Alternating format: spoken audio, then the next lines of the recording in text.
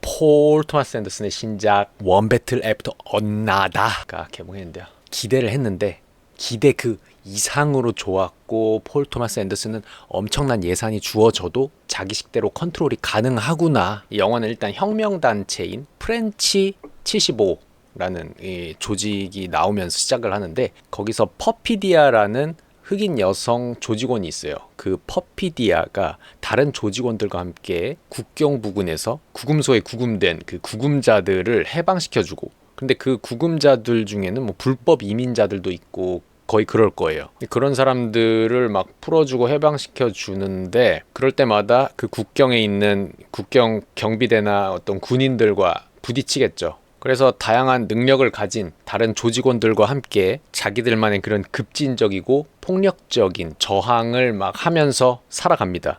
이 배경이 정확하게 묘사는 되지 않지만 아마 한 90년대쯤 같아요. 그리고 그렇게 퍼피디아와 함께하는 그 조직원들 중에는 레오나르도 디카프리오가 연기하는 팻이라는 인물인데, 얘는 뭐 폭파 전문가인 거야. 그래서 그 혁명 단체가 그렇게 과격하고 폭력을 통해서 급진적으로 자신들이 말하는 이런 혁명을 일으키니까, 그들과 대립하는 측에서는 대령인 스티븐 제이 럭저라는 행님이 나와요.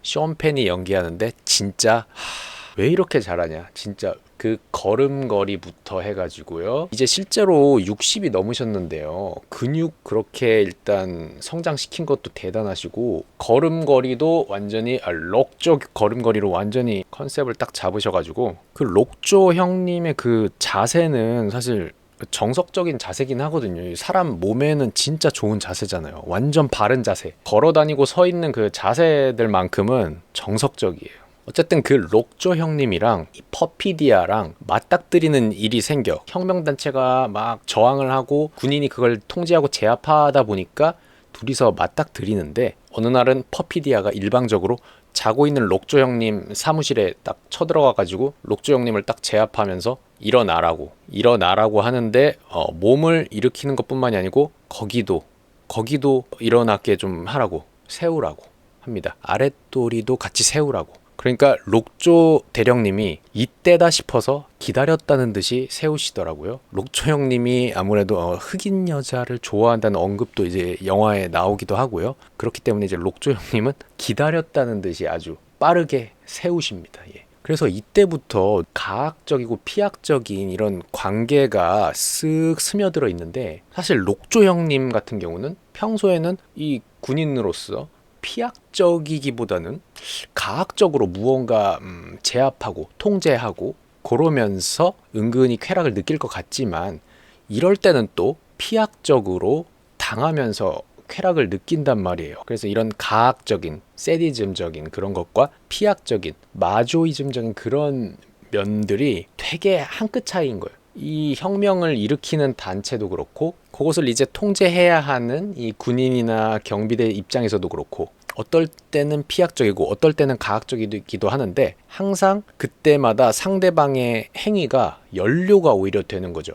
그래서 이런 양극단에 있는 인물처럼 보이는 스티븐 제이 록조랑 퍼피디아 사이에 어떤 성적인 관계가 있는 것처럼 묘사가 됩니다. 그리고 이제 이 퍼피디아 같은 경우는 나중에는 점점 더 어떤 스트레스 해소와 반항심을 해결하는 어떤 게임처럼 이 혁명이라는 단어를 소비해요. 그냥 도파민을 위한 것처럼 마구잡이로, 그냥 마구마구잡이로 저항 활동을 하고, 어떻게 생각하면 뭐 사회적 약자들의 편에서 그들을 돕는 건가 싶지만, 기저에는 전투적인 본능으로 그냥 폭력행위 하면서 도파민을 느끼는 게 강하게 느껴지는데요. 퍼피디아가 많은 남자들 이렇게 휘어잡는 걸 또 좋아하기 때문에, 또 우리의 그 디카프리오 형님 팻도 이제 유혹을 해서 둘 사이에 또 아기가 생기게 돼요. 근데 퍼피디아는 이게 성격이 역시나 이게 여장부기 때문에 정부나 이제 군인 같은 어떤 공권력에 대한 저항과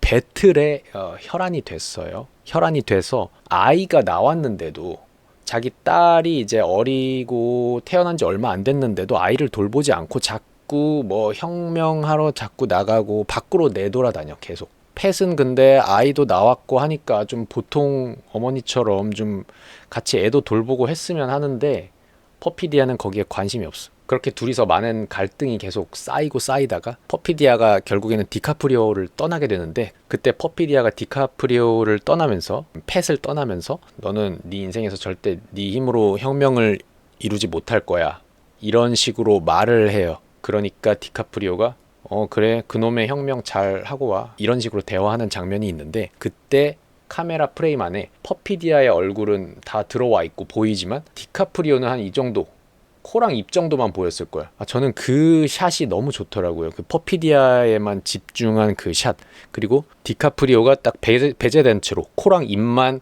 그 카메라 프레임에 잡히고 이글이글 타오르는 퍼피디아의 얼굴은 다 잡히면서 이제 퍼피디아가 마지막으로 디카프리오한테 한마디 하고 떠나는 그 장면, 그 화면 구성이 미쳤습니다. 그렇게 퍼피디아는 또 밖에서 저항운동을 계속 하는데, 저항운동이라기보다 막 이제는 막 은행도 털고 막 이런 식으로 되는 거예요. 그러다 보니까 이제 당국에서도 벼르고 벼르다가 이제 빡세게 진압작전을 펼쳐서 퍼피디아가 결국에 잡힙니다. 이때 록조와 퍼피디아가 또 만나게 되는데, 이때도 록조가 계속 퍼피디아한테 집착하거든요. 퍼피디아한테 살려주는 대신에 좀 결정적인 정보 같은 거 불어라, 이렇게 하면서 퍼피디아는 잡히지 않게 저기 멀리 은신처로 보내서 지낼 수 있게끔 통제를 합니다. 록조 입장에서도 퍼피디아를 그렇게 살려둬야 자기의 성적인 만족을 또 채울 수가 있을 거 아니에요. 그러니까 록조한테는 사실 그렇게 퍼피디아를 풀어주는 가장 결정적인 이유가 그런 성적인 동기이고, 자기가 보통은 이런 백인 우월주의적인 사고방식을 가진 채로 군대의 대령으로서 일하면서 자기가 뭔가를 휘어잡을 때가 많고 거의 그렇겠지만,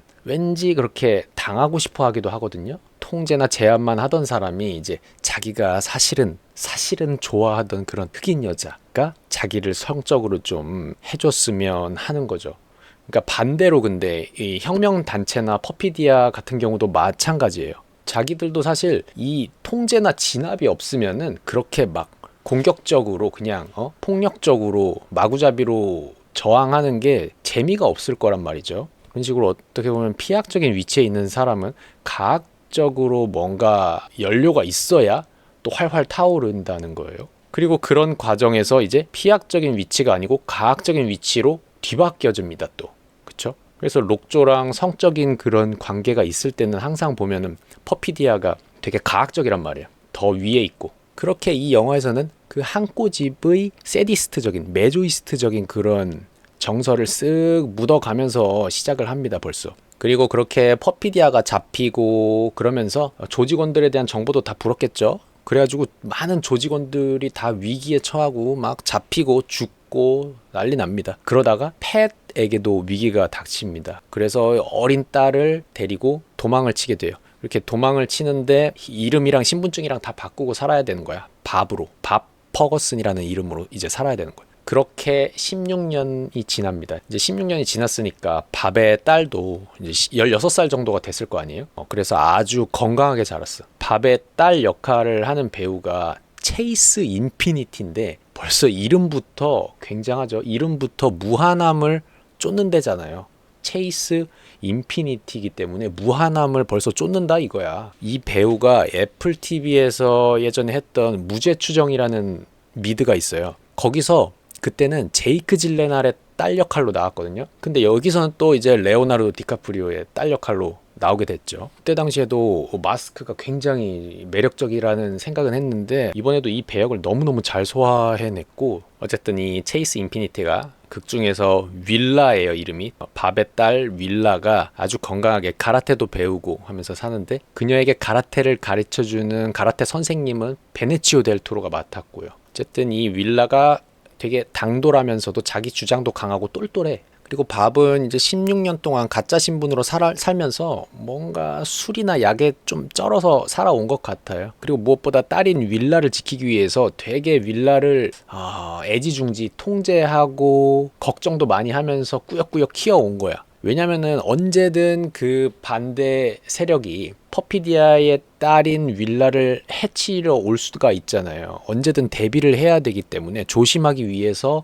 항상 암구호 같은 것도 뭐 외우게 하고 강하게 통제하면서 키웠어요. 하지만 윌라는 뭐 10대이기도 하고, 그러니까 어느 정도의 반항심이 있고 그게 뭐 자연스럽기도 하죠. 근데 퍼피디아의 딸이라는 것도 우리가 알면서 보고 있기 때문에 뭔가 이 퍼피디아의 그 저항적인 성향이 역시나 이 딸에게도 숨어 있지 않을까라는 생각이 또 스물스물 들면서 그런 마음으로 우리도 보게 되죠. 한편 이때쯤에 록조 대령은 이제 크리스마스 모험 클럽이라는 곳에 들어오라는 제안을 받아요. 어떤 백인 남자가 록조 대령을 이 단체에 굉장히 어울리게 본 거야. 그래서 스카우트를 하고 싶은 거야. 그 크리스마스 모험 클럽이라는 단체가 근데 뭐냐면은 유색 인종이나 뭐 유대인 이런 거를 되게 다 배척하는 그런 비밀스러운 백인 우월주의 성향의 단체예요. 그래서 그런 곳에서 이 록조 대령을 탐낼 수밖에 없어요. 록조 대령 딱 보면은 너무 잘할 것 같거든. 그런 인물은 뭐 너무 잘할 것 같이 딱 보여요. 그리고 록조 대령도 걔네들한테 굉장히 인정을 받고 싶어 해요. 그런데 그 크리스마스 모험 클럽이라는 그곳에 인정을 받으려면 유색 인종과 뭔가 연결고리가 있으면 안 된단 말이에요. 과거에도 절대 뭔가 유색 인종과 엮인 적이 없어야 돼. 성적으로든 뭐든. 그래서 록조는 그 클럽에 괜히 들어가고 싶으니까 자기가 퍼피디아한테 굉장히 집착도 하고 흑인 여성을 굉장히 좋아하는 그런 취향이면서도 이제 절대 그런 일 없다. 절대 그런 애들이랑 엮인 적 없다라고 거짓말을 합니다. 그렇게 해서 록조도 이제 그 크리스마스 모험 클럽이라는 곳에 들어가게 되고 그래서 록조가 그 바닥에서 힘이 또 세졌겠죠? 그래가지고 되게 주도적으로 그 예전 16년 전에 그 혁명 집단들을 싸그리 다 뒤지기 시작해요. 근데 사실은 잘 보면은 밥과 퍼피디아 사이에서 나온 그 윌라가 목표물인 것처럼 보여요, 딱. 그래서 이상하게 계속 그 록조 대령이 윌라를 자꾸 찾으려고 막 하는 거야. 그래서 어느 날은 밥의 딸인 윌라가 댄스 파티를 갔는데 그 댄스 파티 하는 곳의 그 화장실에서 예전에 그 프렌치 75라는 그 단체의 일원이었던 그 디앤드라라는 혁명 동지가 나타나가지고 윌라한테 암구호를 말하고 윌라도 그 아빠한테 어릴 때부터 계속 들어왔던 그 암구호 같은 거 막 그런 게 있기 때문에 순순히 그 디앤드라의 말을 따릅니다. 그래서 얼른 그 무도회장에서 탈출을 해요. 근데 그때 윌라와 디앤드라가 그 화장실에서 만났을 때 그 카메라가 많이 움직일 필요 없이 완벽한 그 사이즈로 거울과 윌라가 프레임 안에 잡혀 있고 그 거울 속에 디앤드라가 잡힌 그 샷 있잖아요. 그때 그 이전부터 이어져 왔던 그 편집의 호흡과 그 화면의 구성이랑 이런 게 너무 몰입감 있고 너무 완벽하고 그 인물이 프레임에 안에서 위치하는 것도 표정 연기도 그렇고 그걸 촬영한 이 코닥 35mm 비스타비전 필름의 질감도 그렇고 너무 좋더라고요. 그렇게 윌라는 도피를 하는데 집에 있던 밥 퍼거슨도 어디선가 걸려온 전화를 받고 자기도 이제 대피를 해야 되고 딸을 찾기 위해서 이제 집결지로 가야 한다는 걸 알게 돼요. 근데 이게 전화상으로 이제 암구호를 말해야 되기 때문에 근데 암구호가 기억이 안 난단 말이에요. 그래서 그 이후로도 계속 그렇게 밥이 암구호 때문에 애를 먹게 되죠. 그리고 이제 계속 절박하게 도망치는 와중에 윌라의 카라테 선생님이자 밥 자신도 이제 센세로 모시는 사부님으로 모시는 베네치오 델 토로의 도움으로 계속 도피를 해 나갑니다. 이때 베니치오 델 토로와 함께 그 히스패닉 이민자들이 모여있는 그 건물에서 대피하려고 하고 그리고 음악 같은 경우는 조니 그린우드의 음악, 사운드 디자인, 촬영과 카메라의 움직임, 연출 뭐 하나 빠지는 거 없이 너무너무 아름답게 착착착착 맞물려 들어갑니다. 저는 되게 좋았던 게 사부와 밥이 탄 그 차가 이렇게 가고 있는데 차 앞 유리에 스케이트보드 탄 무리들이 이렇게 지나간단 말이에요. 그 스케이트보드 속도와 자동차 속도가 이렇게 쓱 맞물리면서 만나요. 그러면서 스케이트보드 탄 남자 중에 한 명이 차 창문을 다 잡고 세계 3차 대전이 일어난 것 같다고 말하고 그때의 그 피사체들의 속도감이 있잖아요. 그게 저는 너무 좋았어요. 그 차 앞에 가던 그 보드 탄 사람들 중에 한 명이 쓱 느려지면서 차의 창문을 잡고 이제는 차가 움직이는 동력에 의해서 같이 쓱 가면서 세계 3차 대전이 일어난 것 같아 이러면서 말하는 그 장면이 우리가 일상생활에서 흔하게 볼 수 있는 장면은 아닌데도 자연스럽게 느껴진달까요? 왜냐면은 그게 폴 토마스 앤더슨 식으로 연출을 너무 잘해서 그래요. 그 장면을 보는데 새벽 공기가 느껴지고 약간 약간의 스모그 냄새랑 소나무 냄새 섞인 습기가 느껴지던데 너무 좋았고, 그리고 밥은 계속 당황을 해가지고 정신없이 또 패닉에 걸리는데 센세가 이렇게 허둥지둥대는 밥을 보면서 오션 웨이브 이러거든요. 오션 웨이브를 떠올리라고, 파도를 떠올리라고 이렇게 말하는 장면이 있어요. 저는 그 말이 이 영화에서 꽤 차지하는 비중이 크다라고 생각을 했고요. 이따가 나중에 또 첨언을 하겠습니다. 그리고 그 과정들에서 또 좋았던 장면이 사부님이 밥을 도망치도록 도와주면서 붙여준 그 스케이트보드맨들이 이제 밥을 대피시켜주면서 이제 빌딩 옥상을 통해 가지고 빌딩 숲 위에서 막 야경 불빛을 배경으로 야마카시 하면서 뛰어댕길 때 그림자 같은 그 실루엣들이 지나가는 그 장면들 진짜 너무 좋았고, 그때쯤에 또 크리스마스 모험 클럽의 사람들이 나오는데요.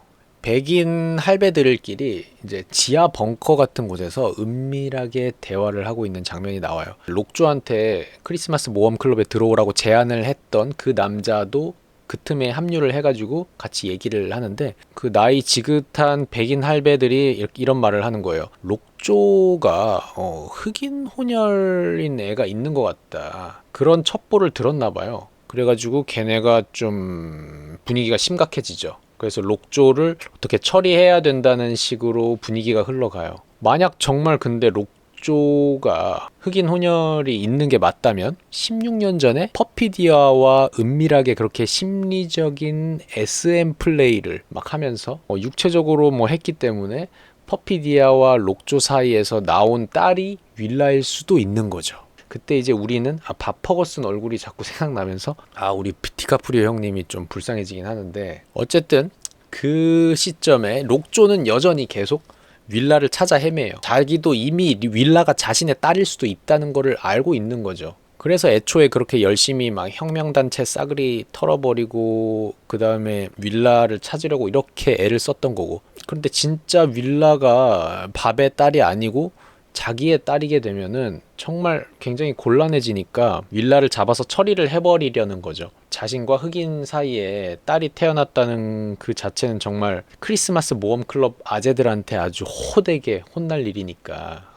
그쯤에 윌라는 밥의 옛날 혁명동지의 도움으로 이제 수녀원 같은 곳에서 머물게 되고요. 결국에는 록조가 미친 듯이 찾아댕기다 보니까 윌라를 찾아냅니다. 그 수녀원에서 맞닥뜨리게 되는데, 록조 형님이 DNA 유전 검사 기계를 또 바리바리 싸들고 왔어. 간이 키트로 이렇게 돼 있는 건데요. 윌라가 진짜 자기 딸인지 유전적으로 정확하게 검사하려고 하는 거예요. 자기 딸이 아니면 상관없는데 자기 딸이면은 처리를 해버려야 되니까, 그 백인 우월주의 단체 행님들한테 버림받기 싫으니까, 그리고 자기가 흑인 여자를 너무너무 좋아한다는 것이 알려지는 게 너무 두려우니까, 그래서 그 자리에서 그 간이 키트에 있는 그 면봉으로 윌라 입속에 이제 구강세포 채취해가지고 자기 또 채취해가지고 이제 둘이서 일치하는지 이제 검사를 하는 거죠. 그 전자 키트의 작은 액정 화면 안에 불규칙적으로 내려오는 그 표시선이 수평으로 일직선이 되면은 이게 자기 딸인 거예요. DNA적으로도 확정인 거야. 검사 키트 넣어놓고 결과 나오려면 좀 시간이 걸리니까 그걸 기다리면서 이 딸일지도 모르는 이 윌라와 티격태격하는 그 시간들이 이 폴 토마스 앤더슨 감독이 되게 표현하기 좋아하는 그런 상황 설정 같았고, 정말 그 모든 순간을 허투루 소비하지를 않더라고. 그 모래 냄새와 돌 냄새가 배어있는 그 수녀원의 한 공간에서, 그 넓은 공간이야, 또 그 공간을 넓게 쓰면서 그 베이지색 공간에서의 두 명, 그리고 그 두 인물은 그 넓은 공간에 비하면 분명 차지하는 부피가 적지만 프레임 안에 인물이 나올 때는 가끔씩은 크게 프레임에 나오고 아니면 작게 나올 때도 있는데, 그런 샷들의 적절한 배치, 이 내러티브와 상황 자체가 자연스럽게 이 영화의 대사, 촬영, 연출, 그리고 편집 이런 것들이 빛을 발하도록 최적의 자리를 싹 깔아주고요. 그러면서 윌라가 왜 셔츠 붙는 거 자꾸 입냐고, 게이냐고 자꾸 그렇게 록조한테 도발을 하고, 근데 또 록조 역할 하는 이 쇼펜이 예전에 게이 역할한 그 영화가 있어요. 그래서 게이 역할도 쇼펜은 다 해봤는데, 쇼펜은 게이도 굉장히 어울렸고 참 잘했는데, 지금은 이 영화에서는 게이 같다고 도발하면 굉장히 그 열불내는 역할로 잘 어울리는 그 완전히 영화사에 길이 남을 이 록조라는 캐릭터를 너무 미치도록 진짜 잘해버렸다. 어쨌든 결국 DNA가 일치하는 걸로 나옵니다. 그래가지고 윌라는 유전적으로 스티브 제이 록조와 퍼피디아 사이에서 태어난 게 맞는 거예요. 이때 또 우리는 밥 퍼거슨의 얼굴이 생각나면서 가슴을 후벼 파는 그런 감정이 또 한꼬집 우리한테 들어오게 됩니다. 이제 록조는 윌라가 자신의 딸이라는 게 확실해진 이상 윌라를 차에 태우고 어떻게든 이제 처리해 버리려고 해요. 여기서 이제 차 타고 가면서 둘이서 또 티격태격 하는데 윌라의 엄마인 퍼피디아라는 인물을 두고 윌라는 막 배반자라고 갑자기 하고, 쇼펜은 아니야 그 약자들 편에선 영웅이야 라고 하고, 갑자기 입장이 뒤바뀐 것처럼 그렇게 말을 한단 말이에요. 물론 그 장면이 마치 영화적인 농담 같은 장면이기도 하지만, 그리고 물론 흥분된 상태에서 순간적인 그런 지나가는 말처럼 나오는 것 같지만, 이런 배반자나 영웅이나 이런 단어들이 얼마나 동전 뒤집듯 바뀌기가 쉬운지, 이 혁명이라는 단어가 무르익는 과정에서 이게 되게 감각적인 부분이 크게 차지한다. 감정적이고 감각적이고 순간적이고 가벼워 보이는 그런 감정에 의해서 동전 뒤집듯이 가치가 왔다 갔다 하는 거예요. 종이 한 장 차이야. 사실 백인 우월주의적인 그런 사고방식을 바탕으로 제압하고 통제하고 과학적으로 살아오는 것처럼 보이는 그 록조 형님이 사실은 흑인 여자를 무지무지하게 좋아하고 좀 흑인 여자한테 또 조련당하고 싶은 마음도 있단 말이죠. 성적으로는. 그렇게 별 생각 없이 싸질러 다니다가 이 윌라라는 존재가 태어나게 됐는데, 어떻게 보면 이런 윌라라는 존재가 태어나는 그 과정이 되게 가벼워 보이는 그냥 순간 같기도 하고 우연치 않게 그냥 탄생한 존재라고도 할 수 있지만, 아이러니하게도 중요한 것은 그런 순간에서부터 또 시작이 되는 거죠. 그래서 어쨌든 윌라를 이래저래 처리하려고 했는데 어떤 남자의 도움으로 도망쳐 나옵니다. 그러고 나서 자동차 추격신이 나오는데, 그 굽이치는 가파른 도로 나올 때 있잖아요. 미쳤습니다. 근데 그 도로를 보면서 뭐가 생각납니까? 그 베네치오 델토로가 말했던 오션 웨이브, 파도를 떠올리라고. 그 파도를 닮은 도로가 그 베네치오 델토로의 대사와 겹쳐 보이면서 이게 현실이구나, 이게 초연하게 응시해야 하는 현실이구나 라는 걸 느꼈달까요? 그 도로에서 3명이 있다고 할 수 있죠. 그 크리스마스 모험 클럽의 백인맨이랑 윌라랑 바비랑 이 3명이 각각 운전하는 그 자동차들이 그 센세가 진정하라고 말하면서 언급했던 그 오션 웨이브 같은, 파도 같은 그 도로를 업앤다운 꿀렁거리는 그 광경 자체가 실제 이 현실과도 비슷하다고 느꼈어요. 그러니까 이 다양한 이념이나 추구하는 것들이 1대1로 이렇게 대응되는 게 아니야. 이게 꿀렁거리는 파도같이 이러고 있는 거예요. 그래서 추격신임에도 불구하고 그 베네치오 델토로의 대사와 맞물리면서 왠지 모르게 조금 초연해지고 진정하게 되기도 하면서, 파도를 바라보듯이, 그러면서도 또 재미도 있는,